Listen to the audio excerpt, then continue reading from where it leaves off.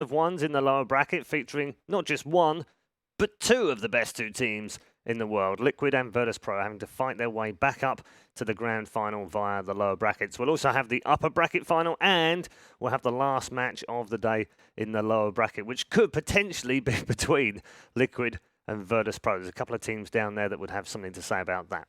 We're also going to look forward to the All-Stars match this evening to round things out on our penultimate day as we head towards the grand final and, of course, the lower bracket final tomorrow and crown a champion for DAC 2018. Lots of questions around that, not least of which, can the top two in the world bounce back from the lower bracket? Can Mineski carry on their role across the top of the bracket? Or can there finally be a Chinese major champion? All questions that can be answered by a panel of experts. So we welcome back Winter, Jack and Lacoste. Good morning, gents. How you doing? Morning. Good morning. Lots of questions to answer, Lacoste. Yeah. Can you answer them all? Which one? Which one is the first? There's too many questions. Let's start by reviewing the brackets and showing people at home where we are, and showing also how difficult it is for both Liquid and Virtus.pro to get back up to the upper bracket. Or is it? Is it difficult for them? Virtus.pro had amazing performance during the group stage. They didn't lose a single game, and after losing to Team Liquid, which is pretty much kryptonite for them, they are on the verge of dropping out. Just one best of one, so it's hard game. This is going to be a good matchup. It could be maybe slight in a favor of Virtus.pro because Team Liquid knows how to draft against VP, and they already talked about it that they prepared themselves just for this specific matchup. But we might end up getting TNC or Vici through as well. Yeah. So TNC against Team Liquid. TNC, one of the teams that surprised me how good and how fast they play. I think they actually play the fastest Dota right now. With the heroes that they pick, it's kind of unorthodox, and they put them in a different position, playing the greedy Marana on Cuckoo, position 5, Nature's Prophet, which is more common these days, Lash position 5. So they have a greedy draft, and they don't have any big team fight ulti cooldown, so they can just keep the pressure. Okay. LGD, Mineski, Jack at the top of the bracket. Has that surprised you? I think it probably surprised a lot of people coming into this tournament, seeing these two as the teams. So Mineski hadn't heard too much from in a while. LGD's only recently started to really get hot in China, start to beat the other Chinese teams. But obviously, as the tournament went on, Mineski really found their form. Day one, no one knew what they were going to get from them, but they've looked like a really solid team. And LGD kind of keeping the hometown fans' hopes up and being the strong Chinese team that everyone thought they would be in this tournament as well. Yeah, still keeping the dream of winning a major for a Chinese team alive. Can't believe that we've gone 3 years without a Chinese team winning a major. It seems insane to me with the quality that they've got. Talking of region bias, the SEA region must be absolutely loving this tournament right now. Mineski in the upper bracket final, guaranteed top 3. TNC doing well as well. It's great for the other C teams because if Mineski makes it to TI via the points, then there'll be more chances for the other teams, especially for Fnatic, for TNC. Fnatic, maybe they might make it through if they do well in the remaining events, but definitely all the other teams are rejoicing. Yeah, it's very good news indeed. We've also got the All-Star game coming up later today. Just a few words on that. Hype. Yeah. Are you aware of the format? What is the format? Okay, so we've got Miracle and Sylar are the captains. And then there are 8 other players. I'm not going to talk about the other 8 players, but 8 other players will come on stage.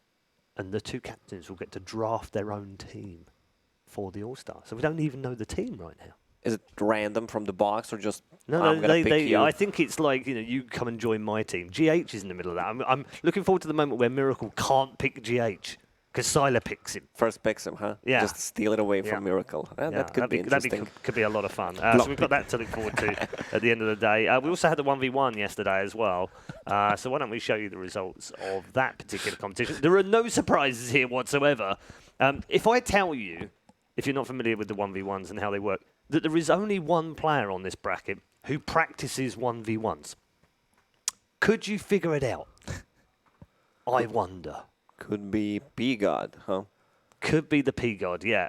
It is Paparazzi, of course, who trained last year specifically for the 1v1 and did the same thing again this year. He didn't just practice 1v1s. He came from the 1v1 scene. Yeah. He was known for being a 1v1 player, which has its own its own meta, its own environment. They play people from other regions. That's where he came from. So I don't think it's really a surprise that he managed to defend his crown again this year against pretty strong field, and beating maybe Shadow Fiend. I mean, it's maybe, so no small achievement. Yeah, it's good. Lacoste, you casted those yesterday. Yeah, Were they fun? It was great fun. No, some of the games were actually really good, and I love how they pulled off the no block, triple mango, just triple raise at the start. Couple of strats. Not bad for some 39-year-old farmers from Ohio. Right? I expected someone to pick up a Blightstone and the presence of the Dark Lord and just right-click. Winter. Maybe in your own bracket. Yeah, there it is. It's come back to haunt him. In terms of looking forward to today, which match stands out for you most, Winter? What are you looking forward to? Definitely the upper bracket match. LGD against Minaski. That's the biggest match we're going to have today. And both teams are exceeding expectation. I'm not sure about LGD. Maybe some people expecting them to do really well since they've been doing well in the last month in China. But gonna see who makes it to the final. Yeah, it's going to be a lot of fun. We're going to start the day, however, with Vici versus Virtus.pro. And the teams are obviously getting ready. They're going to come out very shortly. And we'll switch across to the arena as soon as we see them coming out. Vici Virtus.pro, can Vici get any more unlucky with the draw that they've had in this? Anyone who gets Virtus.pro in the bracket is going to have a tough draw. But given how last night's series went and how that last game of the series went, I mean, they kind of dug their own hole into this position. I feel like they played very poorly in that last game. And talking to other players and stuff, kind of shared that opinion too. It was like, wow, a surprisingly subpar performance from them. So now they have to stay alive against the Bear, and it's going to be tough, isn't it? Yeah, they're going to need to pull off Leonardo DiCaprio from Revenant against that Bear. Huh? I thought you were going down the whole Leonardo DiCaprio's never had an Oscar route, but he fixed that, so that doesn't work anymore. We can't use that analogy. That joke is old. Yeah, they do have a good record against Virtus.pro this season, though. They're 6-4 up, Winter, which would suggest that they at least know how to play them. Yeah, but still, can't deny the fact that VP is definitely going to be the strong favorite here. Even in the BO1, VP is the strong favorite. Because they can brood and they can do weird stuff. Yeah. And like Jack mentioned, VG didn't finish the game well last night. The last game might hurt them a little bit. Might be still in the back of their minds. We had a much better draft and we played like crap and we lost the game. And it's very unusual. Because they didn't do that through the tournament. They've had bad drafts and they played well before. Sorry, Winter. Which good draft did they have yesterday? The third game? Game 3. Yeah, it was an okay draft. Well, I liked the draft, but after the game was done, it felt like they were lacking control. I didn't see Shadow Demon ultis for 20 minutes. Him and Lanham on that Slaughter. The only thing they had to control the fight was pretty much Slaughter. So I thought it's a great draft, that it has a lot of synergy. Maybe it was just a bad play. I don't know. But at the end of the day, I felt like the draft just wasn't good. I don't know. If you feel that it's good, then you see how it's played, then you think it's bad. Speaking of ultis, I think Old 11 on Omni ulted twice that game. It was once at 20 minutes and once in that game-deciding fight where Lanham was looping his way through the jungle. By the time he got there, the fight was over. Running or something. I don't know what he was doing. Yeah, that's something to watch out for. Not just the position 4, because we look at Lanham. He's a hero. He's a player that has been under some flack lately. I think he's played mostly either Phoenix or Dark Willow in this tournament. The Dark Willow's been a little bit shaky. The Phoenix, I think they've won all the games that he's had, but it's a bit of a slow hero, right? And not great potentially in lanes too. So that's something to watch out for, because I feel like Roger is a far more dangerous and effective 4-position player that you also have to draft against if you're Vici, because he plays those jungle heroes. Yeah, and they're gonna have to commit a couple of more bans on Roger. I think if they just ban out Dark Willow, maybe even Faceless Void in the first phase, I think Virtus.pro should be fine. Okay, well, we're still waiting for the players to come out onto stage just now. I wanted to just quickly get your thoughts on the second one of these matches in the lower bracket, Liquid versus TNC. Tough one. Another tough game, isn't it? Tough one for my C brethren here. Again, even though it's a BO1, it's still very difficult to play and draft against Liquid, and especially... All right, we're going to introduce you to our first 2 semi-finalists of the lower bracket.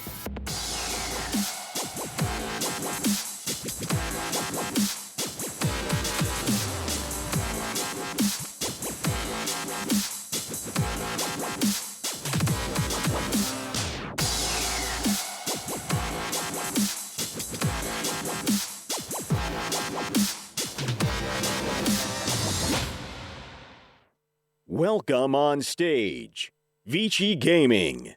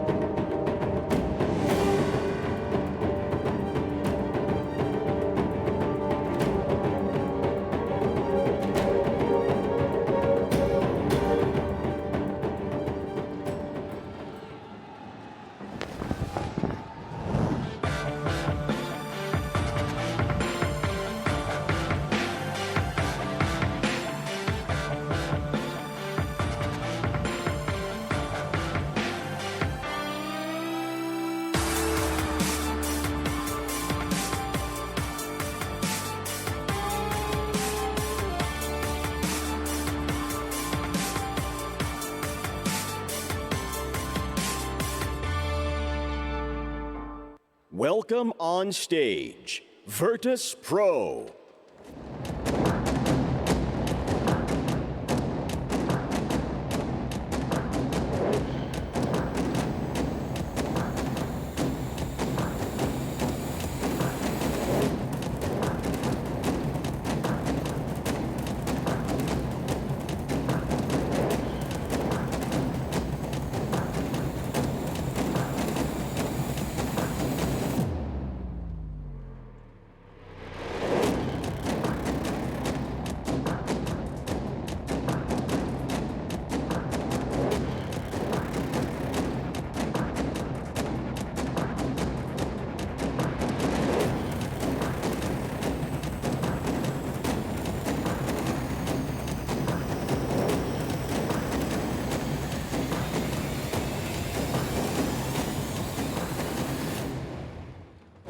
So here we go. First plays 5th in the world rankings right now, but we're about to find out whether the differential is actually numerical or even bigger than 4. Before we do that, Winter, you were just going to say, you're just going to talk about how difficult it would be for TNC against Liquid in the lower bracket. Yeah, because of how the styles mix against each other, TNC plays, like Lakos mentioned earlier, much more unbalanced draft. They focus a lot on the pace, and Liquid is also not a team that plays too slow. They play really, really quick. So it might not be the best way to play against them.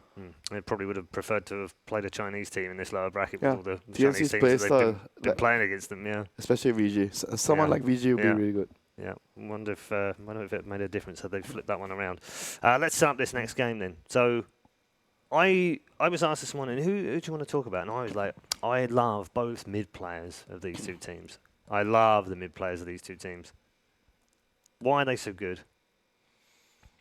Ori is, I would say Ori is more adaptable and flexible. Not more than no one, but that's more of his identity if you think about it.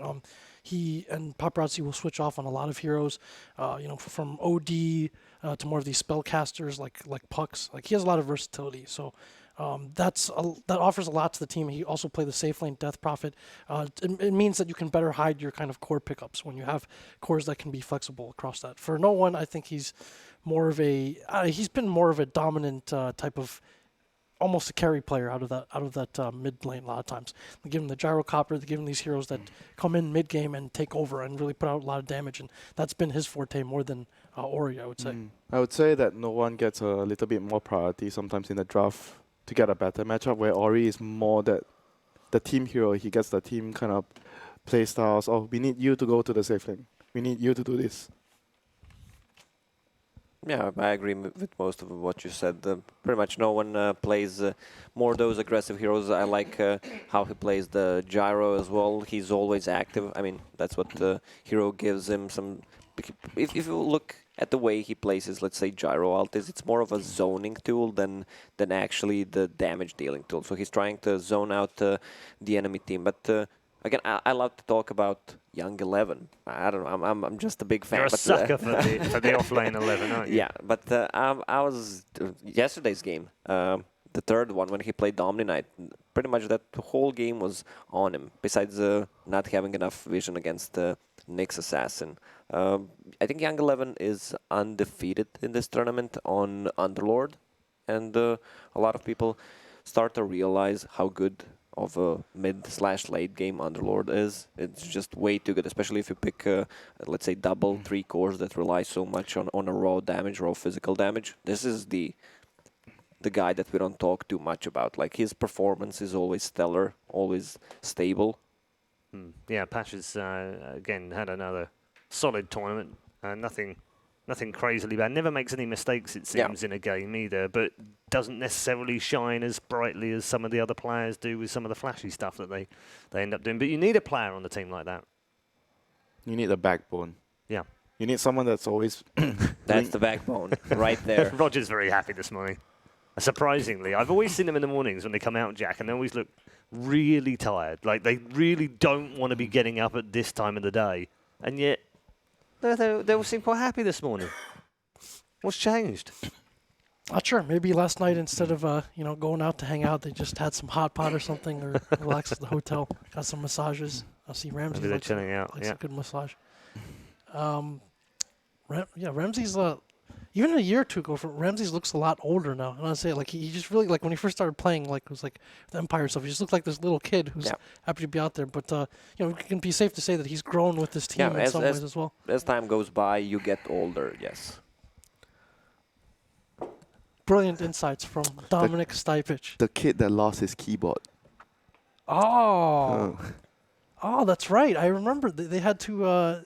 It was like the middle of the night, and it was like 1 a.m. The arena was cleared, and they went to take, I think, LGD's keyboard or something, so they could play that match. But I digress. A different event and a different time. It's all good. Anecdotes, we like them. We enjoy them. In terms of Vici's style, we've talked about that a lot during this tournament. Can sometimes be a bit stifled, can be a bit slow sometimes, very methodical as well. Bores the crap out of me when they want to destroy every building on the game, and actually all they need to do is go and win the game. And it has been frustrating sometimes to watch them, but they get the job done, so you can't argue with it, can you? They can't finish the game unless all effigies are destroyed. It did seem like that the other day. Yeah, they play that style. I mean, it also goes back to the draft, the way they have it, and they are a Chinese team. They are not known for taking any risk if they don't need to. They will go for that. You say a Chinese team, and Newbie don't play like that. They don't go for every single objective on the map, and LGD don't do that either. Well, VGJ Thunder, they don't do that. I kind of see what he's saying. He's saying that they're methodical and they're steady. They are, but that's not necessarily all Chinese teams, is it? Most of the Chinese teams. We should let Paul tee off on this, because when Paul watches Vici games, win or lose, this is the most animated I've ever seen him. He's like, we have to get every shrine now. Do we, double back for that was the effigies as well? But yesterday, literally, it was a typical game, wasn't it? When we saw them, where they were like, okay, they could just push right now. They've got a 28k gold lead. They've got an item on every core more than the other team have. But what do? Let's go kill the shrine. Then let's go for Roshan. Yeah. It's like, what? The time is 33:50, and they see a bounty rune, so they go back because they're going to pick up 2 of them. One is spawning. That's what the Underlord is good for. You can TP your whole team back for those bounty runes. No, that's what the Prophet is. Prophet 25. Yes, That's what that's for. We established that as well. Yeah, the true strength of nature's prophet. Yeah, you think the Uber Lord is actually the proper taxi service? It's not really. It doesn't matter. It's all about the Prophet. Well, he's 25. the Uber XL. The other one is just the the Uber X. In terms of Virtus.pro, I mean, do they look at this game as a potential banana skin, Jack? Because Vici have played well. All joking aside, they have played well in this tournament. Virtus.pro have got to be careful here that they don't give them too much of what they like, right? Yeah, I think so. I think, again, Vici plays at a relatively slow pace, like not just how they end the games, but how their heroes and cores are. They have this kind of big core philosophy, right? So they want very independent scaling cores that can kind of take over the game. If they get 3 of them, they look very comfortable at times, but they can sometimes draft themselves into a corner too. We saw that first game of the series yesterday where they went with the offlane lone druid. And it's like this lineup has given up all balance. This is such a contrasting. Look at this. Look. Insta bans from Virtus.pro. This is like the opposite end of the scale. If Vici are slow and methodical, Virtus.pro are gung-ho at 190 miles an hour. And the bans have just demonstrated exactly that. And I wonder whether we'll get the picks being as quick as they are as well. Virtus.pro have been so quick in the pick and bans. Liquid showed the other day how to be a VP. I think I highlighted it several times during the draft, during the post-game. Wave clear. Against a fast team, you want to wave clear. Make sure that they can never group up together and do their fast momentum. So heroes like Underlord are great against them. Liquid did like Lone Druid, Fury, and all those kind of heroes that keep pushing the lanes. Yeah, I was looking at the Vici's lineup throughout the tournament. It feels like they lack vision in most of their games. They lack vision heroes. They don't lack vision in general. And if you look at the warding from both teams, Vici Gaming places, I think, maybe the most lane wards that I saw recently. Like lane wards provide you the vision where they are moving. It's good against the smoke gangs as well. They're all chuckling away to themselves in that booth right now, Virtus.pro, with 2 insta picks. So yeah, Underlord is gone. I expect them to ban out maybe a Sanking good duo with AA and both position 3 and position 4 players on side of Virtus.pro play it. So yeah, not going too far away from the formula. The Bane OD here for Vici. Again, this is very comfortable for them because you start off with double save with these picks, and the Nyx is out as well, and so you can add more save later in your draft. Let's say in the form of Tosca or something else to protect that OD as your big core, but you can also mix things up a bit. And they have bullying lanes kind of at the beginning, which is what they want. And another hero that I think is going to be key in this draft for both teams is the Tiny. The Tiny is used pretty well by Vici as a space maker. And he's banned. Oh, okay. Oh, yeah, that's right. First phase ban. Never mind. Good morning, Jack. I will get you some coffee in the break, Jack. Don't worry. Are you surprised that the Underlord didn't get picked up by Vici early? Not too much, maybe slightly, but they've been going for this Bane OD opening so many times where I think it's just more of like a very comfort pick for them. And since that one game that they first faced Underlord, they've not first faced Underlord anymore. Yeah. Maybe they felt like there are certain parts of the hero that if you first phase it, it can easily be taken advantage of. So yeah, I think first phasing the hero opens it up to lane counters, some pretty abusive lane counters. So maybe not the easiest hero to take immediately. Yeah, most of the time when he plays Underlord, he gets shut down early on and comes back into the game. That's pretty much every single game that he had on Underlord.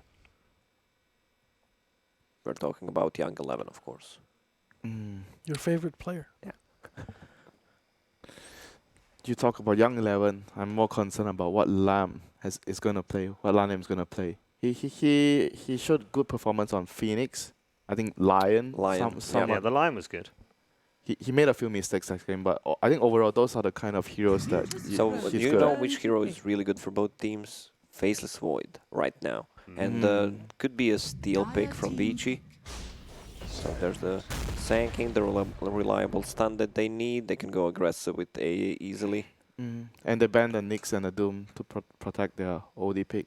Tell you what, I'm surprised we haven't seen Lanham play all that much is the ET. One game, right? There was one. Yeah, I was kind of surprised. Before he came here, he was playing a lot of it. I was always suggesting, ET is good for them because I know they like the hero. Yeah, they used to take Bane ET together all the time in the first phase if it was left. Yeah, since Doom is gone, they might go for a Tidehunter on side of Vici. Something that builds into mech pipe a lot of magical damage on side of Virtus.pro with just AA and Sanking, so that's a good way to mitigate it. Yeah, kind of something that they might run with the OD, so they have like really powerful team fight. So today they are back to the Lanham ET. ET is great at bullying the lanes with the Bane. I think these are two of the strongest lane bulliers in the meta right now. So KSU the safe lane, pretty good team fight with the Elder Titan, buffs up the hero's magic damage. Just a solid pick overall. It's great against the DP because you want to blow her up from far range. So that's a pretty good hero to do that. That's a OD counter. Yeah. You don't want to buy BKB early on OD. But against partner, you might have to consider getting it earlier. Yeah, but still, he can just decrypify the target that OD is attacking. Pretty good hero overall against him. And could be also already a counter pick to maybe what Vici is setting up with the Void, so you can get hit in a chrono. Both teams at that point very much getting what they want, very much getting the heroes that they're most comfortable and familiar with. Part of what has led to this extremely quick draft. I mean, obviously, like, they would have planned out the first phase at least and their various answers to it, but they've gotten pretty much what they wanted. Yep. Again, solid 11 hero. Yep, great pick against the DP because you want to single her out first, kill her, take her out of the fight. Great hero with the Elder Titan as well. Yeah, it's just a laning problem as well, right? So in this case, against the AA, wherever you put this Batrider lane, he should have a pretty good time. And so that leads to, that's their initiator and their tempo as well, because the other heroes aren't the best at doing that. And you have, with the Elder Titan as well, another, not really that kind of save, but good counter initiation as well to protect the OD, and of course amplifying the OD's damage. So this is very much another kind of raid boss lineup that they're running here. So yeah, the Void is gone. I mean, if Virtus.pro wanted to pick Void, they would probably get it before Pagna. I don't think Pagna would get banned. And they still have a last pick. They need something that's good in the laning stage against the Batrider, since Lifestealer is gone. Maybe go for Jug. I think Vici will probably take the Jug, something like the Jug here, away from Virtus.pro as well. We've seen them run that combination again. Yeah, but if they take Jug, they can easily sneak in Slark. Slark got a little bit buffs, and this feels like a free Slark game. They have no reliable stuns. I don't like the Jug against the D-Crab though. Maybe something like Terrorblade. Yeah, I was going to say the TB's still there. Yeah, Terrorblade's still there. I'll go for the Weaver. So much more lane pressure. Well, we said right at the very beginning, we did pull it out right at the very beginning of what we talked about. You have to be careful because they can brood you. Oh my god, none of their That's a cores great brood game, isn't it? none of their cores can lane against brood. They forgot about the hero. Yeah, this I don't know how teams forgot about the Broodmother. We forget about it, but if I was a drafter, I would have just a huge paper on side of my screen saying Broodmother Huskar, and so they can't sneak it in. Just a huge reminder with the blinking lights. Jack's kind of out of control right now. He's like, what just happened? It's the Vici special. I have the same feeling that I do now that Thunder did in Bucharest when they saw the Broodmother. Yeah, it's not something they haven't not done against this team either. They did it against Vici before in a grand final. Vici Thunder tried to lane the bat against the Brood and it did not work out. And I don't really see there being a solution to this. No. So This is a corner. This is a free Broodmother game. Virtus.pro. Okay, production just put Virtus.pro across the board, I guess. No, just put a brood there. Just put a brood. If we could just put a spider on the screen. not even if Kyle himself were here would he pick against that, I think. No, he probably would. He probably would. Yeah. He's actually casting this, so why don't we ask him? Thank you very much, gents. A clean sweep. There's no doubt about it in their minds. It is a brood game, a very good brood game, and therefore a good Virtus program. Let's head to the arena and ask Kyle if he would have also picked out Virtus Pro, because I'm pretty sure he would. It seems the panel is just throwing words into your mouth, Kyle. Yeah, well. Do you agree? Do you believe this best-of-1 matchup? Has VG Gaming just looked at this and said, oh, crap, we just got 5th picked in a best-of-1 elimination lower bracket match? In a way, yes, but they have Batrider, which is a hero that can deal with Brood. The only issue with Vici is that they don't have a method of easily pushing towers, so they need to ensure that the Broodmother doesn't run rampant. If they can do that, they have a decent shot, especially if they get a favorable exchange. Now they're on the high ground, so they might be able to take out AA. A Broodmother not running rampant. Yeah, VG Gaming, okay, what have we got? We've got no glimpses, we've got no punishments, like... Bane cannot reach him for a Nightmare positioner, so it's just going to be what it is. Vici Gaming actually commit both Observer Wars to the southern side of this map around the ramp areas. Yeah. Both teams smoked there because vision is so important. You need to get favorable matchups for your Broodmother, and Vici wants the bat against him in lane. You cannot play OD very well against Broodmother, and you can't play Weaver at all. So as you can see, they put 11 mid, and I expect Ramses to possibly switch this around because you do not want to play Brood against bat. And you can see Vici just, they can't have unfavorable lanes here or they're in trouble. Yep. So they just keep the rotations going. So as far as laning phase, it will be Ori and Lanham. There's OD and ET combination on the bottom lane going against what is a solo no one. So it's a solo Death Prophet on that bottom lane. Ramses mid Broodmother, no surprise whatsoever. Up against 11, he already predicted the lane by having that stick come out to him. So Ramses will have a large amount of regeneration. Ancient Apparition is currently running around with Fenrir around the Roche pit. So currently the floating supports. Roger's managed to pull the creep wave on top, so he's the SK on the north lane. And then Pasha and Paparazzi are battling almost underneath the tier 1 tower on the north. If he's not careful, Fenrir will be able to wrap up around the side, and then they're going to team up to try and find this kill. They went for Nightmare build over on Fenrir, combining with the Beatles, so negative armor will be quite high, and Pasha has no way out this one. Vici Gaming, they will find the kill. Much to the delight of this crowd. Yep. The only real issue with Vici's draft is they don't have natural methods of tower push. That's a lot of damage coming in from Lanham.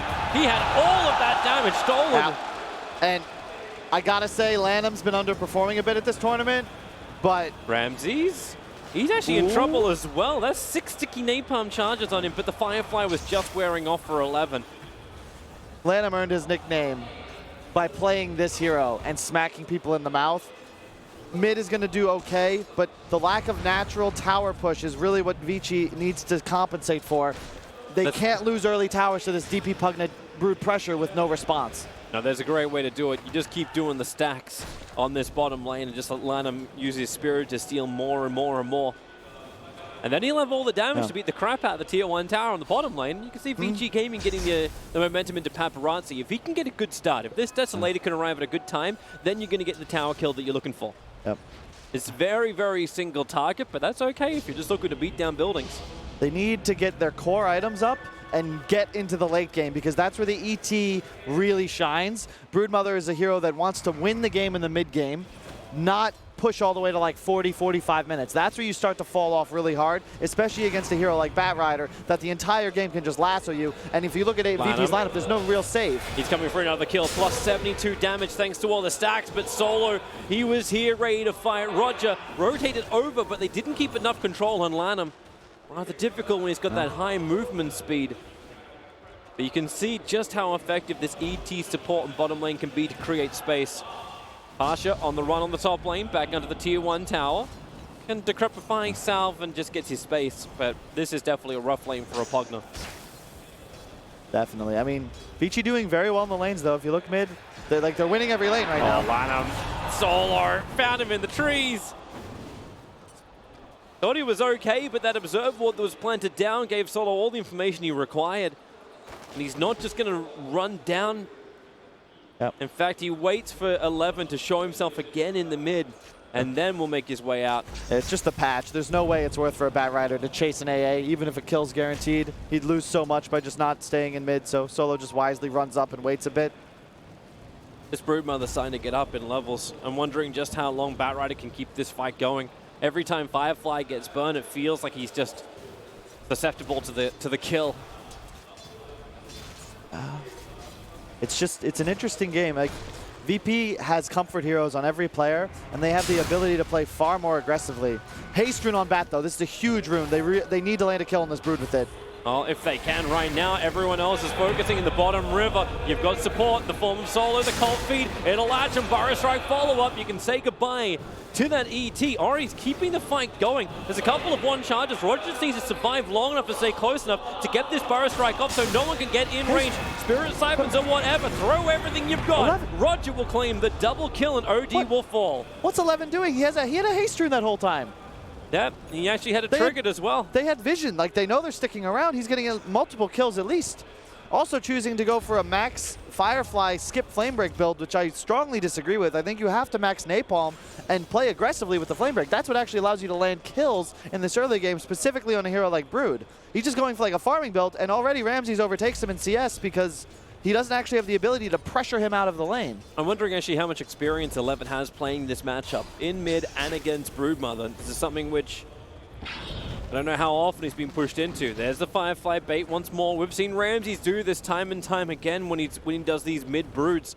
Attacks up a little bit, forces up Batrider's Firefly, and then that's the defense gone.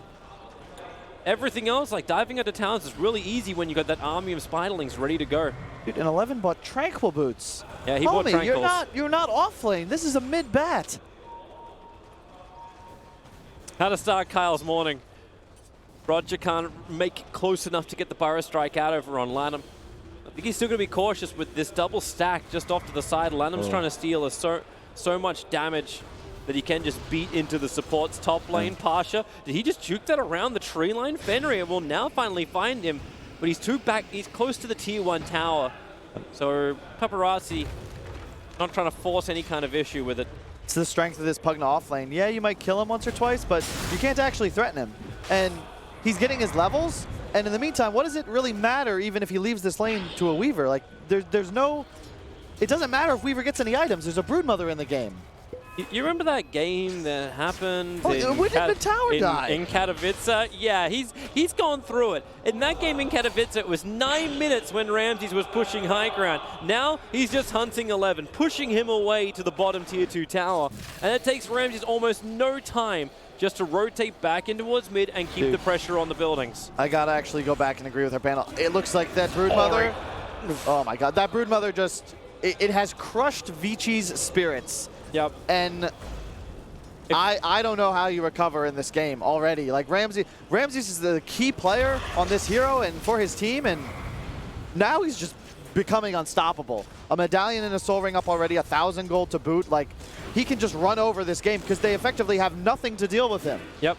It's like, what do you do to rotate in extra support? The Burrow Strike support is there from Virtus.pro instead. Lanham was optimistically starting off the stomp, but channel time is way too long to help out. Weaver's going to begin his TP in. Roger has Burrow Strike back off cooldown, hits the two of them. Ramses not really ready to fight just yet, but then again, he doesn't have to be. His Spiderlings will do it. Fenrir dying in the back lines, and VG are looking for a target. They've already killed off the SK underneath the shrine, but they have brought every single hero to this mid lane to stop the Broodmother against heroes like Pugna. 3 points up in Netherblast. This T1 tower on top lane won't survive long. Death Prophet just hit level 6. Exorcism will do the push.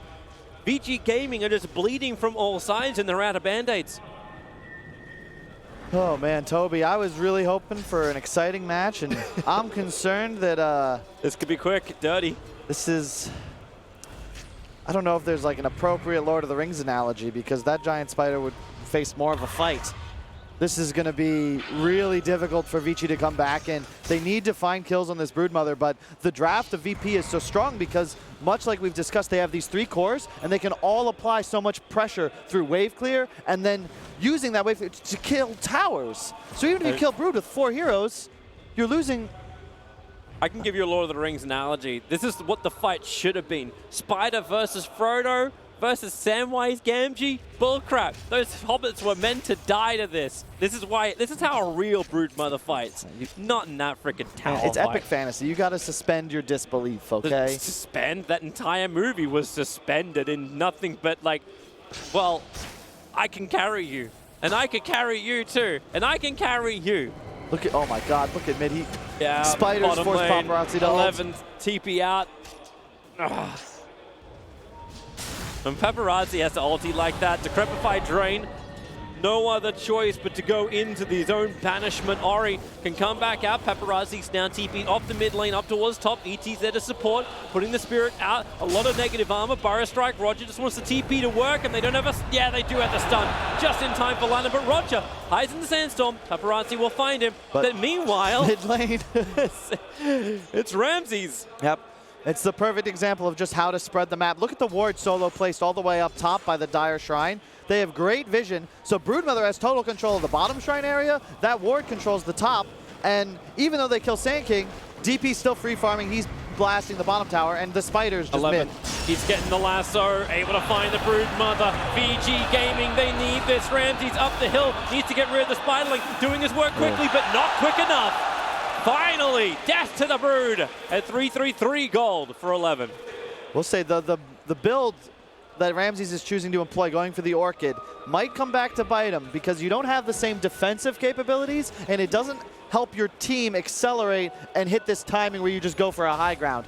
You saw 3-3 going for this Helm of the Dominator pipe. I feel like something like that could have been nice, but it's really just the BKB. And his BKB timing is where they win the game. In some ways, I can agree with you. In other ways, I can also understand his logic. It's the OD who is very, very underfarmed. He's not going to have anything that's able to resist the silence. And because like the Doom was banned out in the later parts of the draft, you need some level of control against him or control against the Weaver.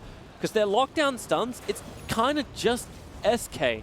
And even Death Prophet has completely bypassed leveling up the silence. It's a 3-0-4-1 build coming in for no one. So this is all great for pushing, it's all great for attack, but you need to have the space creation. You need to have Ramses finding these solo pickoffs as he controls most of the dire side of the map.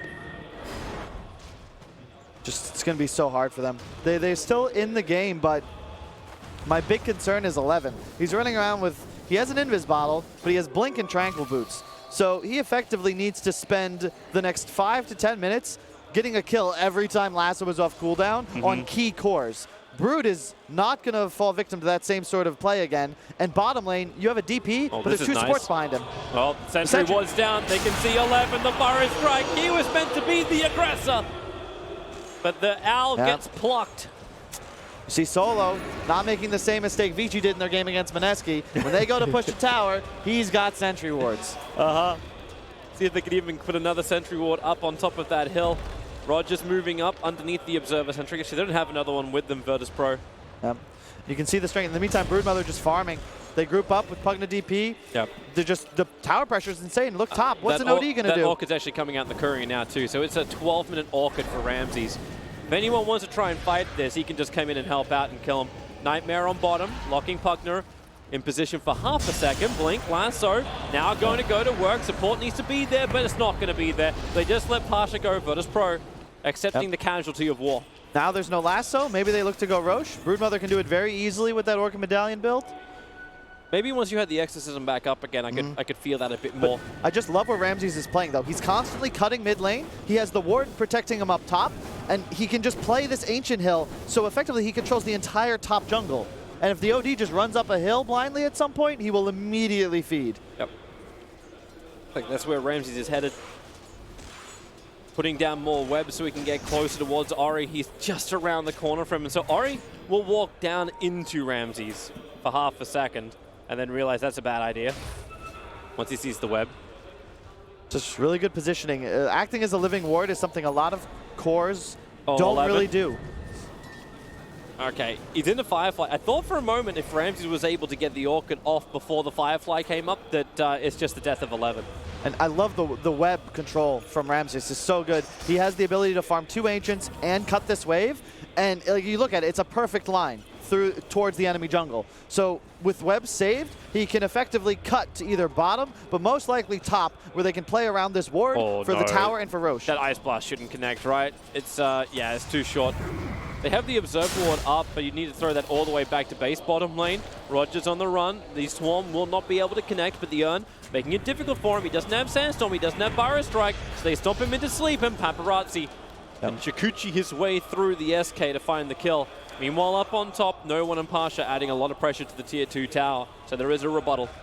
Yep, and there's a Broodmother just camping the shrine. How do you really contest this if you're Vici? There's still a ward up for 37 seconds. And the issue again, so yeah, they get a kill bottom, but who can translate that kill into an objective? It's not a Weaver. They have nothing apart from just sitting there watching, and 11 walks underneath the Observer Ward. He's got no information about that hillside. No one can just set up with the Yule Scepter. Ramses, ready, here comes your Ice Blast, Orchid onto the Bat Rider, and he just explodes. Oh. Also, petition to actually not call him Bat Rider anymore, he is Owl Rider, because that's his cosmetic. You are what you ride. I don't know if he was riding like some sort of mythical creature that empowered him to do triple damage on all his spells. I'm not sure it would help. Owls are more powerful than bats. They should hear this coming, right? Maybe. I don't know. I don't know how you don't see the Broodmother coming, but, you know, everybody makes mistakes. Oh, this Broodmother still is in the greatest position. BKB looks to be the choice for Ramses. He's currently only got the Ogre Club and doesn't have anything else in his quick buy, however, so... It's just such an easy game for VP from this position. You get the BKB on Ramses, you go right into Roche. How does Vici fight into a BKB Brood? Look at the Spider you scouting. Smoke, you Firefly, and they actually can't walk past him. Yeah. So look at top lane. They know that there's something happening because otherwise there'd be a player pushing that lane. Bottom lane, no one. Like, they know this is a move. Roger. Around him on the bottom. Smoke will break. They know Roger's in the neighborhood. Roger needs to actually, well, starts with a sandstorm. Burrow strikes down. He can't run away from 11. There's the perfect vision on him. I think at this point, Roger's probably happy to tank the gank. I mean, he would definitely like to have his Blink Dagger. This gets delayed by the gank of VG Gaming, but it creates the space for Virtus.pro to go for Roshan now. I mean, you can see the logic. They're setting, they're playing like 3 moves ahead. This is, I don't know, this is Bobby Fischer versus a 7-year-old. At this point, though, VP has a big advantage because they've got like 4 queens and Vici's running around with like a castle. And it's a real grim position. You see how fast that Roche dies. They're deeping down to defend this. The silencers are out. No one's still got the end of his Exorcism. Pasha just needs to slow down Lanham. The Crepifying will do it. There was a Yulsep, so a little bit of miscommunication from both Pasha and no one, but it won't matter. Oh my gosh. That's sucking from multiple angles. I knew you were going to make something. I'm just glad it was PG. Hey, it was clean, man. It was clean. This game isn't PG. Yeah, let's not go there. And the Ice Blast coming up to top wave. They move out of top. They just shove this lane thanks to the AA. And it's all about just slowing down Vici. They need time to kill towers. Like, they've got it. Like this tier 2 tower is going to go down the bottom. You meaning like VG Gaming need time to kill towers? VG Gaming need time to kill towers. And they just get, like, every death that Roger has doesn't even matter. Ramses is thinking about this. He's still got the Orchid available. So where's your run forward? 4 stars, BKBs all arriving in, and the Broodlings are finishing the job. Maybe with Batrider to slow down. Now the Lancer. No one. He'll jump in, getting the Yulsep to disable onto 11. They can't get the control on Ramses. BKB. It is way too much work. And a Fire Strike follow-up. They're going one after the other, but Paparazzi at least got Shikuchi up beforehand so he could hide in Viz. Are they going to push up? There's no Exorcism available for the Death Prophet, so this will be a slightly harder push. Yeah, no BKB on Ramses either. You don't need to.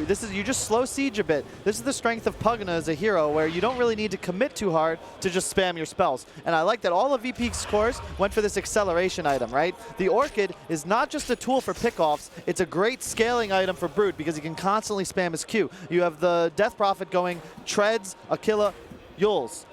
Quick, cheap items that allow him to stay on map and apply constant pressure, and it's the same with the Pugna going for an Aether Lens first item. They can constantly spam, even as a bottle, use their wave clear. Vici is now forced into moves like this, where they only have this one lane to play in, and they're desperately smoking to try and find a favorable team fight, and VP is just going to feed his support and run away. Yep, Solo is right there. If they want to have him, well, they actually can't even see him because they're both smoked at the same time. Mid lane is where they can turn their attention. The creep wave goes in. Virtus.pro, this is so obvious when a tier 3 tower is being hit and no one's defending it that something is wrong. But there was a huge army of Spiderlings beating into the tower. It's now lost 50% of its HP. And it's just real smart from VP. They don't have the Exorcism just yet. He finished a Blink. You can even wait for another round of items, but actually, you just use the Sages. Exorcism just came back up, so is the BKB. Pasha is the one who's currently not there. Like, he's defending the bottom tier 1 tower. And they are kind of wanting to get that. Like, Paparazzi needs the gold, and he'll claim it. The Jet attack. The second hit from it got the kill. Then the Blink Lancer. This could be even better. He's going to be fine. Pasha. Okay, I lied. Well, the rebuttal is still going to be available. Batrider can't escape. Lanham wants to try and create space with the stomp, but Roger and no one sits right on the edge. Meanwhile, in mid lane, keep your eyes there. You always bring him back after a fight happens just to see what Ramses is up to. And this is how you secure a game from this position if you're VP. They just cut these 2 waves, top and mid, They don't feed more in a team fight. You can feed one hero, get a trade, no problem. But you just chill, get the core items, get to a point where you're comfortable going high ground, and just chill with these 2 waves pushed, because it forces Vici to make unfavorable moves because they don't have the information to do anything different. Diffusal up on proper, though. And Spider Army takes a lot of damage and then just regenerates it all. Goes back in to beat into the tower. Oh, forces Glyph. Yep.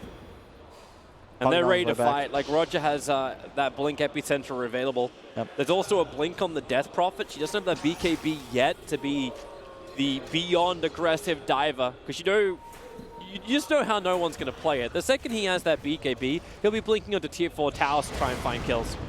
They're going again, trying to kill off these Spiderlings. The Stomp, missing the target. There's your Blink, Burrow Strike, and the Orchid. They want to control the Weaver. Ice Blast is on the way in. It does connect. The Weaver will shadow. He must buy back if they're going to keep a chance of defending this mid lane. The Bane was already picked off too. No one.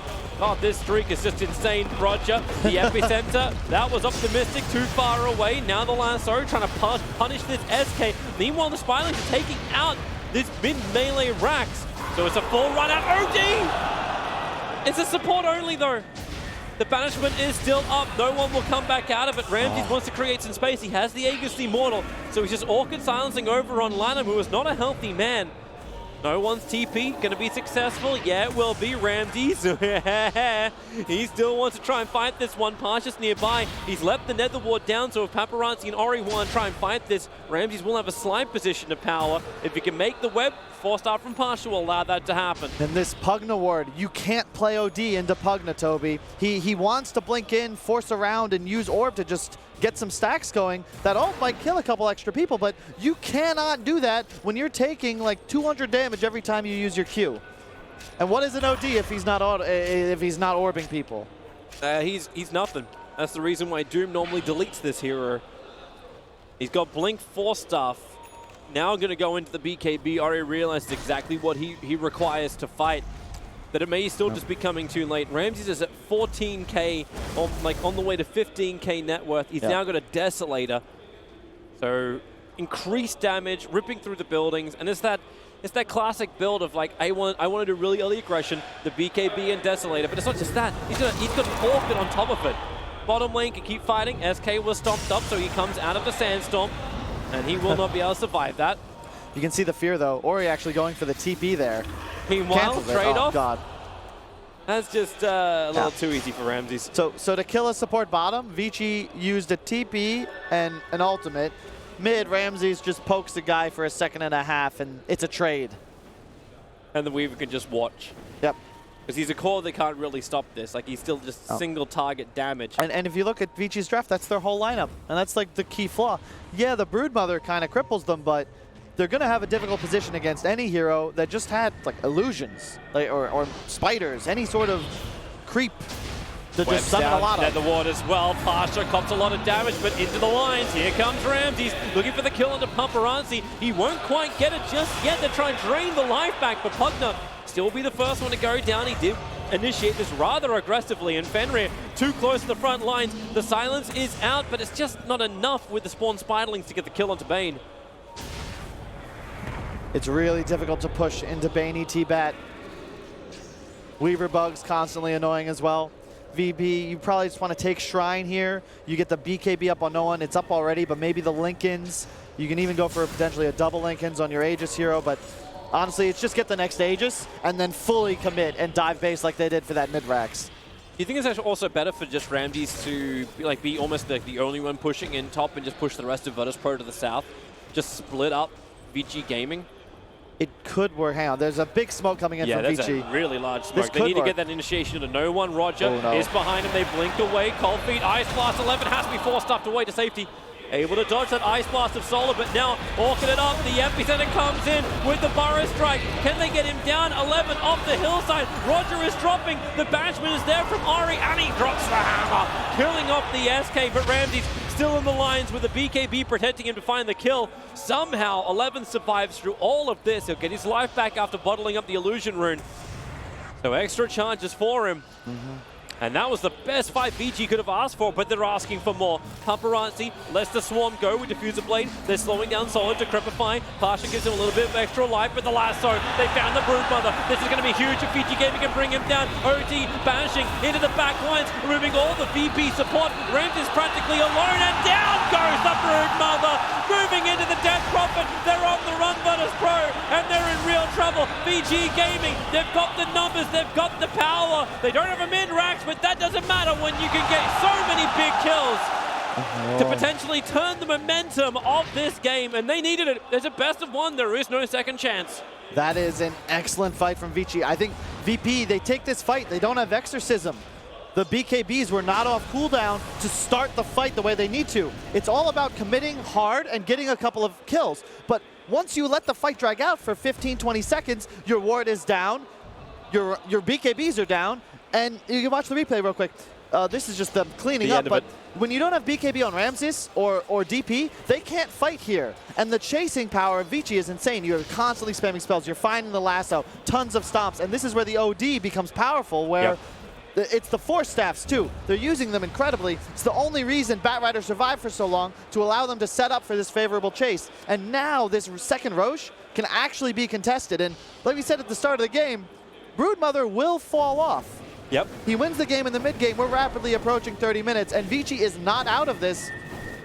Yeah, VP just couldn't keep that pressure up. There's still a mid lane of racks up, so they need to slow down the pace of this game, clear around their big abilities. You did mention it, their next Roshan can be contested. This can come through big items. Ori, that BKB, he's now got the entire thing. So jumping into the backlines, there's no silencers that will really control him. And the fact that he was able to blink in and imprison the Death Prophet without the BKB from no one being available, these type of maneuvers can actually happen. If you're fast enough, they could happen anyway, even with the BKB available. This is the huge timing for Vici as well. They have a fresh BKB on the Batrider, they have a 9-second BKB on the Weaver, and the OD just has his fresh one as well. Just picked up. They are committing to this. The Exorcism is out from no one. They don't want to go inside the pit until that Stomp had done its work.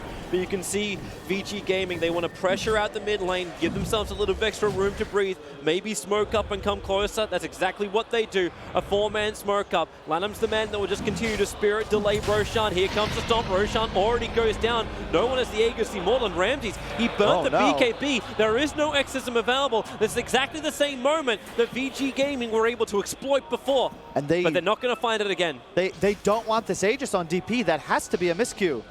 You do not want your Death Prophet to have an Aegis. You want him to have cheese. Now the lasso on the Broodmother might just win them a fight. Yeah, Ramses is the one who picked up the cheese, so maybe, yeah, misclick. Either way, Virtus.pro, they still at least got the full Roshan. Vici Gaming were not able to contest this. And it's just these BKBs, Toby. Vici has the ability to actually commit to a fight. The OD BKB doesn't care they're about TPing anything. over towards the Shrine Fenrir. He just came for a deep aggressive Observer Ward. So the Observer Ward was, I think it was actually pinged down anyway. Yeah, it's been pinged down. SK's got himself a Sentry Ward. So they'll plan it down. It is in range. So Solo will claim the Obs. That's quite important when that means the only Obs vision that VG Gaming have is right in front of Roshan. And you mentioned Doom earlier. Once Broodmother gets this Nullifier complete, he's about 1,300 gold away. He's basically Doom. He is a Doom. And it's just hard because Vici is playing so well around these multiple Force Staffs. They have one on the OD, one on the Batrider, and if they can continue to just kite the BKB from Ramses or lasso him during it, it's all about the control. Once he's controlled during his BKB, as it fades, all of a sudden he's slept for that half a second before his spiders break it. The Batrider flame breaks him away. They astral him, they stomp him, and all of a sudden, you're not afraid of him anymore, and you have the ability to extend the fight until your damage output, thanks to this ET, just crushes through everyone. You never forget about that amplification. You were talking about it during the drafting phase when we were off camera. It's like, okay, just remember how much you're going to lose. Oh, the Weaver's going to finish up his Nullifier first. As Paparazzi was rolling in so much dough. And the Diffuser Blade and BKB before that fight around the north side of Roshan. Now he's able to find a full Nullifier. And they need a Lotus Orb. You can see Roger recognizing that. It's going to be his next item.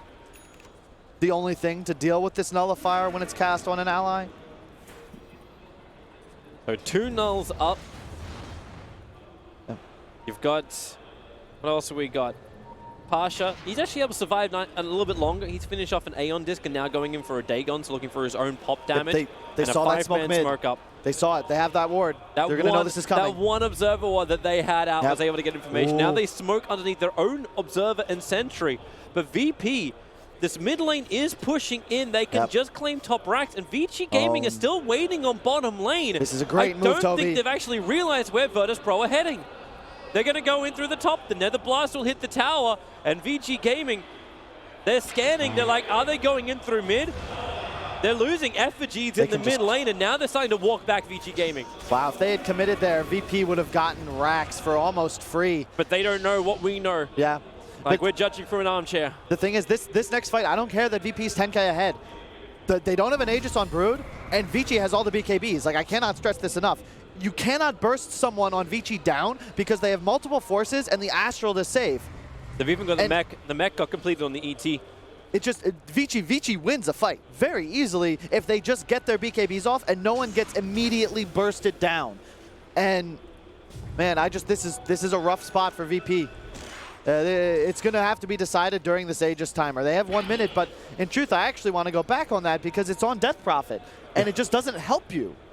That's where maybe it's a better choice just to split push this out, but they want to fight. They itemize to get in there right now. You can't against a Bat Rider, an OD, both with Blinks, both with BKBs. Like, there is no real save for this lasso right now, especially for a BKB Bat. And if he just forces and drags any target back into his base, that guy's dead. So the advantage for Virtus.pro at the moment is VG is still running scared. They're hiding inside their base. It means they're not getting as much experience in gold. Of course, this graph has swung around a little bit. It's starting to angle up a little bit more in favor of Virtus.pro. The biggest swing is actually in the experience graph. After VG Gaming had those back-to-back fights, they had almost a 7,000 experience advantage, repairing it from a 3.5K. But this is starting to get closer back to naught, back towards 0, because they're just fearful. They have to be together. They want to be ready for this push that can come from the VP, Aegis, and Cheese. Even though, because like they know themselves, like they probably saw it, like who has Aegis and Cheese, but they'll still be intimidated by that fact. It's going to be this third Roche. Refresher Actually, Shard. They actually gave the Cheese over to no one. Yep. So Aegis, the Immortal times out. VG Gaming have successfully waited it. Unless VP is like, we were never going to push in the first place, guys. We're just waiting for a Refresher Shard. Honestly, I don't think they would have. I really think that the moment the DP, because Ramsey's BKB to take Aegis, but no one was just spam clicking. I really think he accidentally grabbed the Aegis because you just want to make sure you get it before the stomp. And it makes the play for Vici so easy. It's literally just get the Brood. And there's no counterplay to that right now unless they have some sort of double Lincolns set up, which really isn't going to be up anytime soon. I don't even think they're itemizing for that. They're not. Pugna going for the Dagon. Death Prophet going for Shivas. Not quite sure what Ramses is going to get, but this is the issue. What does he get? Because this is the timing when you're winning the game. You're a Brood. You hit your level 20 talent for the 50 attack speed. You have Orchid Nullifier. Effectively, you have Doom. But you can't play aggressively. You cannot go end the game. Now, how do you actually do that? Like, the only thing which I think helps him to get through the racks is something more like an Assault Cuirass to actually try and like balance out the effects of the team fight. Because you're already going to have a Shiva's Guard more than likely. Actually, no, you're not. It's a secondary Aeon disc. It's coming into no one, so you'll have an Aeon disc on both Pasha as well as no one. And then you're going to get the Aegis on Brood, and effectively every player will be able to live through the lasso, which is what's necessary for them to be able to win a fight. All right, so VG Gaming, how do you approach this? You've lost your mid racks. You're 5-man grouped up. As far as smokes go, you currently have none. You just wait. I mean, because that's where I thought like VP would, like, they could be so much more efficient on the map if you do this. I mean, name a better combo. China and waiting in the base. Yes, that is true. I mean, this is the comfort zone. I've also cast a game of Virtus.pro where for almost like 2 hours, 2.5 hours, they sat inside their base and waited as well. So I don't think VP it's not just a Chinese thing. They're Jump in, blink lasso, they found the target. It's solo. Goodbye, Ancient Apparition. Yep. But you can see Vici, they're comfortable now moving across into uncharted territory, perhaps even past the river. Oh, Blink, Burrow Strike. They may think about this kill onto the Batrider, slowing him down. A Nightmare from Fenrir, trying to create more space, but it won't happen. They drain him out. A 3-man silence too. No easy rebuttal. Weaver has to hide inside the pit. The stomp from Lanham creates a little bit more space, but a blink forward from no one. Right in the back of Fenrir. Roger commits the epicenter, but he wasn't ready for a straight TP out from Lanham. So he will get back. The Exorcism is halfway through its duration. You can see Virtus.pro trying to make something out of this. They're heading towards the top. They can potentially force the buyback on the Batrider, but he doesn't have lasso for another like 11 seconds. Yep. So even if he buys back, they won't have the initiation they're looking for. They're still against Cheese as well as Aeon Disc on no one. No So BKB on fortification Ramses, gets though. burnt, jump in. Quick blink away. Very, very quick blink away. No imprisonment options. Just got a little too eager there. There wasn't save in time for the Batrider either. 11 couldn't get his own force off because of the nullifier. OD a bit late on his force and also didn't astral. So they almost lost Gem, but Papa made a really nice play, picking it up and then diving straight into the pit so he would survive. So that is a huge thing because once you lose Gem as Vici, you're now in this position where VP can find that fight they're looking for, which is in that 5 to 10 second window where they just immediately hop on you as 5 and everybody gets obliterated. Roche spawns, early spawn. They have to come real quick now, VG Gaming, because they have no information about this. They do not know that Roshan is up thanks to that early spawn time. So it couldn't have been any better for Virtus.pro, and this is a big one. This is the 3rd Roshan. It means so much more when you have a Death Prophet, because it means double Exorcism is going to be available for Virtus.pro, and that's exactly what they put it on. They've stacked the cheeses onto no one, but he has the refresher. And more importantly, Aegis on Broodmother. So now Lasso's no longer an effective hard counter so long as he saves this BKB for respawn.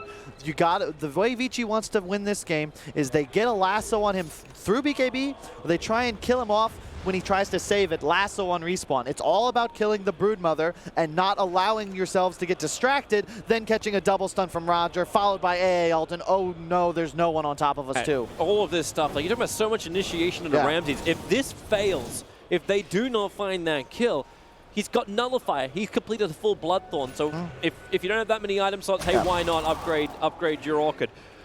But if he's able to get these things off, if you initiate and you use your BKB at the beginning, that's now it's still a 10-second BKB on Ori.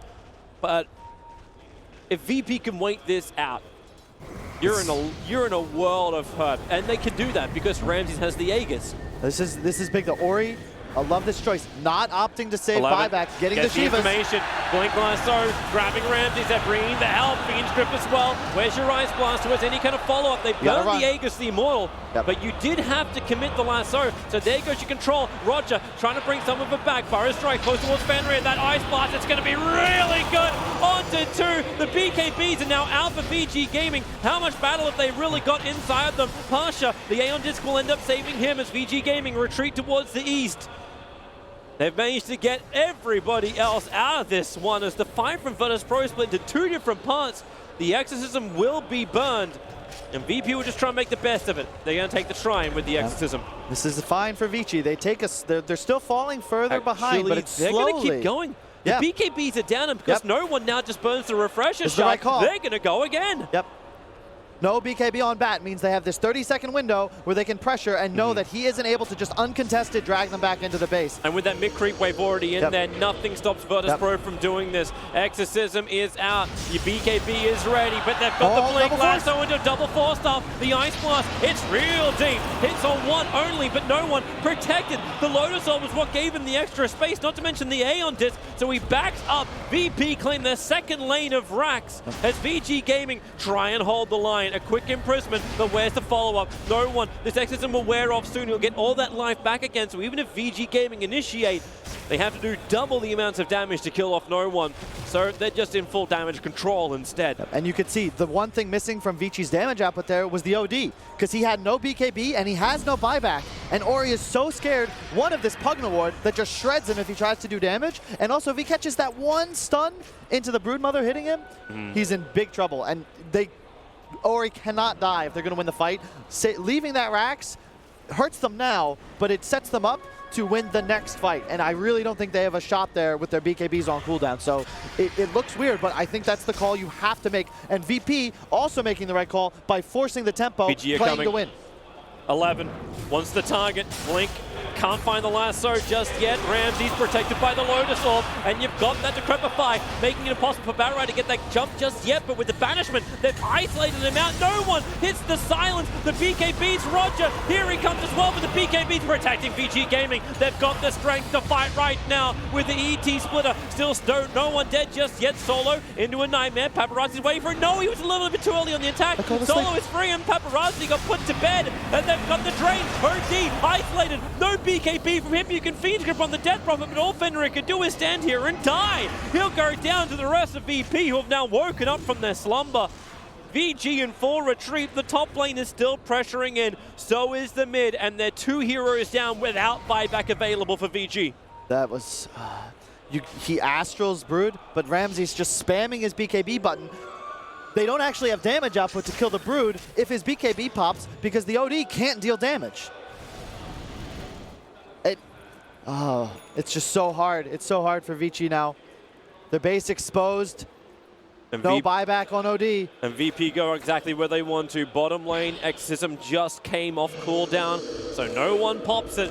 They want this bottom lane gone before VG is ready to fight. Blink Lasso, well, it is off cooldown, and BKB's available too. There's your Nether Ward, and the Blink Burrow Strike, the Ice Blast, it's on the money. BKBs are up. Paparazzi will only take the chilling effect. He won't take the bonus damage from it. But Virtus.pro, they're still so damn tanky, and no one's still got cheese available. He can just switch this in the second he drops slow to get all that mana back once more, and you jump in. Roger, he found the target. It's 11. He'll have to buy it back. Now VG Gaming are at least a 5-man team. Ori needs to do work. This is his moment. Inside the BKB, Protectionist Ramsey goes into a sleep, but the silence is way too good. VG Gaming can't use any of their abilities before they die, trapped in the trees, and this looks like it's going to be the game. If Ori drops, then it's all over. He still has no big eclipse. He needs to bring the damage, but a 3-man silence again from no one. Under the Nether Ward, VP continue to fight with the creep wave behind them. The buybacks are coming in. This time it's the Ancient Apparition. Epicenter is being triggered. Lanham is losing life quickly. Ori has to defensively imprison him. Get this intel stolen. He's up to 32 at least, but doesn't have the ulti. 26 seconds before he'll have that available, but he hits like an absolute truck as long as he doesn't go into the wall. But GG, well played. The creep wave did all the work. Virtus.pro relentless. VG fought back a little bit, but it's just not enough. They are out of DAC. It was an elimination game. Virtus.pro advanced to the lower bracket. Man, you can see how hard it is for Ori to play. He's up against DP Silence, the Orchid, the Pugna Decrep on his target. He can't deal damage effectively, and once his BKB's down, he's susceptible to dying at any time, and VP just playing so well. Like, they neutralized the right targets. They played around their cooldowns well, and I point to, once again, the championship move to kill that top Rax. Because, Toby, when the BKBs are down, they know they have the window, they get the Rax, and that's what sets them up now to go all in for this Tier 3 bottom. And weaker teams don't make that call. They wait outside, they wait for Roche, and maybe they give Vici an opportunity to win the game. But VP, they don't play like that. Man, this is just a team that has the greatest of timings. Absolutely love it. Virtus.pro, a well-deserved win. I believe they get to play the final best of 3 today against the winner of Liquid TNC. So still more rough games as they progress through the lower bracket. Cannot wait for more of their play. But for now, VG Gaming's run, it comes to an end. It does. We're down to just one single Chinese team remaining out of the 5 teams left in the competition right now as Vici take a bow out of DAC 2018, courtesy of Virtus.pro. Let's break it down with our panel members once more. This could have been over a lot earlier, Lacoste. This could have been a 20-minute Brood game, couldn't it? So they did well enough to try and hold on to that, but that was a tall ask, wasn't it? Yeah, I mean, after the laning stage, it was pretty much a free Brood Mother game to start with. The Tier 2 towers falling down. This was the kind of point where they could make a comeback, but again, they lack control in these fights. If they use Elder Titan Stomp, they have nothing to stop them with besides Bane ulti. Lineup from Virtus.pro, again, very fast, opens up the Roche. They took down 3 Roches. I feel like Virtus.pro kind of played sloppy. They thought that they had this game in the bag already. Yeah, I was going to ask you about that. Yeah, this is how most of the brood mothers go, that they lose. Like, you have a huge advantage, 10, 15,000 gold lead, and if they get one good gank on you, it feels like all the advantage is gone. Like, you need to play, keep the pressure with the brood mother. That's if they have a danger, Winter, as a team, Virtus.pro, it is complacency, isn't it? Overconfidence maybe as well. But Roger did have, I think this is one of the worst games I've seen Roger played since he joined this team. He was really out of the usual. He had a lot of mistakes in the game. He got caught in really bad positions and he overthink a lot of situations. Didn't have to use his epi in a few combats. Just needs to drop the stun so the brute mana gets the kill. Easy peasy. easy clap. Yeah. Yeah. Well, no one celebrates, and Virtus.pro celebrate as they will move on, and they'll play Liquid or TNC in the other game. Let's talk about Vici, Jack, because it's a disappointing end to what was looking like a promising run. Inside what, I think like 12 hours or something, they've gone out of the competition. Yeah, that's how quickly things can change. You know, one bad game, and then suddenly one bad game, one missed ban or pick, and all of a sudden you're out of the tournament. But I think they did put up a good fight in this game. I think given the situation, we saw how this type of game worked out when Virtus.pro played against VG Thunder and Romania in the finals. And like they didn't fold as quickly. I think Old 11 did a very nice job of identifying that instead of trying to deal with the broodlings, his only way of salvaging mid was to try to kill the creeps as soon as possible. That would hold up the towers a little bit longer. And then they played together. They kind of balled up and did take some good fights, punished Virtus.pro a little bit. Virtus.pro eventually, their itemization, again, with the Aeon discs, getting the constant ages, is eventually the dam broke. But they did hold it, and it did look like they maybe had a chance to turn it around as well. How is this viewer 10-1 in this kind of game? How? That's incredible, isn't it? And that goes back to what you were saying about the Sanking, that he was trying to cast those epi, and he's the only reliable stun that they have. Yeah, but still fantastic performance here by Paparazzi. He was rotating so much in the early game because the lanes were getting broken apart by the Brood, helping his team moving around. And he went for the XP game. We were talking about it earlier when we were watching the game. Something rather unusual on Weaver. Generally at level 10 you get the mana break talent, but paid out. He was so high level. He was just an amazing game from Paparazzi, but just couldn't carry the game. All right, let's hear from no one right now who's on stage. 那么这一场比赛，他们像是特意准备了针对 VG 的阵容，但是又好像是看到对面阵容没办法针对蜘蛛，所以选出来的。可不可以问一下，他们是提前准备的吗，还是怎么样 ？Let's talk about the draft. You guys clearly has a better draft coming to this game, especially with the last pick, Bruce Mother. Yeah. So is that about preparation, or you just all draft them? We just outdraft them, no preparation. We just play our game. 我们就是 BP 上做的比他们好吧，然后我们就打得也比较好，然后就最后赢了。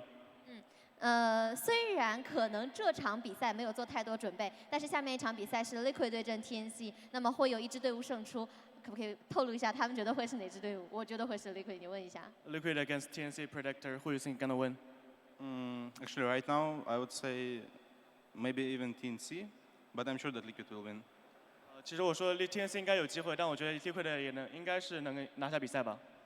就是5-5开嘛，用我们中文话说就是5-5开。他们想不想要亲自去再次跟 Liquid 再次进行对决？因为如果 Liquid 赢了的话，还是一个 BO3。那么我们也知道他们是被 Liquid 打下来的，现在在败者组又去相见了，有没有特别准备？这个应该准备了吧 ？So if Liquid wins, they make you guys into the loser bracket.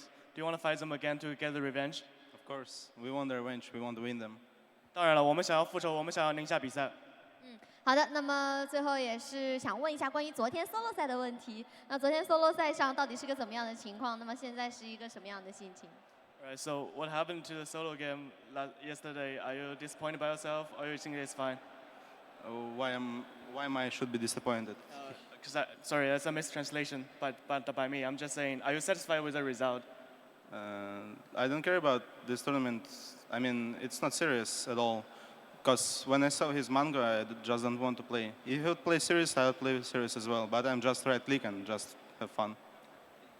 其实我觉得我自己来说的话，这个比赛我应该说就是不是特别去在意去打嘛。然后我看到 Sumail 当时的出装，就我看出来他是想玩一些野路子，他出了这个芒果，所以我当时就觉得他就是想拿一些野路子来针对我，他没有想认真的跟我在对线上决出胜负，所以我觉得这场比赛输赢都无所谓。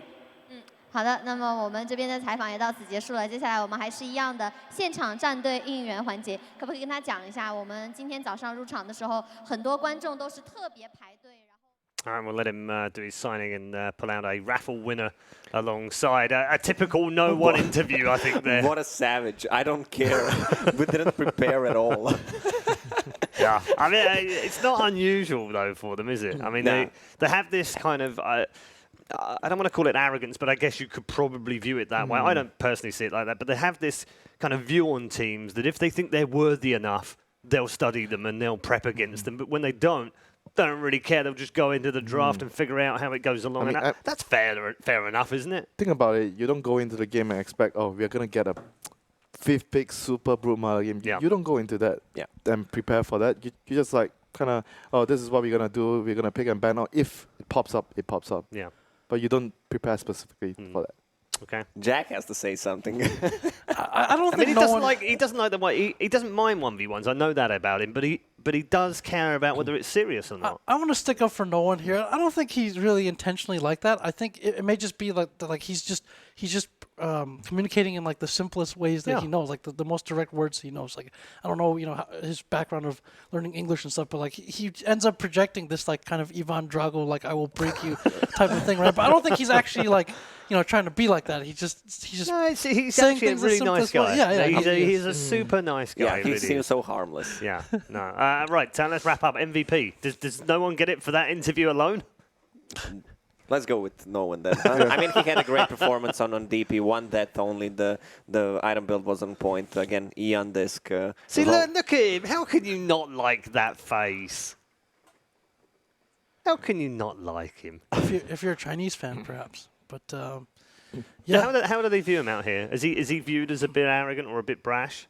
I think a little bit. Well, there's just some things that the Chinese fans would take umbrage at. Like, if you start laughing in the middle of a match, or you kind of almost laugh dismissively in an interview, it seems disrespectful. Again, misunderstood, though, because he's laughing in the middle of the match because he's enjoying it. He's having fun, right? That's the whole point of the game. He wants to have fun. But that's why Same when with you the 1v1s. Exactly. But that's why when you see like the Chinese player interviews, they'll never be like, oh, yeah, it was easy, or they'll start laughing or talking about their opponents. It's usually with very respectful tones. So that's just kind of a bit of a cultural thing. I mean, I think our MVP should just be the brood mother without any name attached to it, but that's another story. Yeah, we should probably have had some spider graphics made, shouldn't we, and just put 3 spiders up for the predictions and then had the spider as the MVP at the end of the game.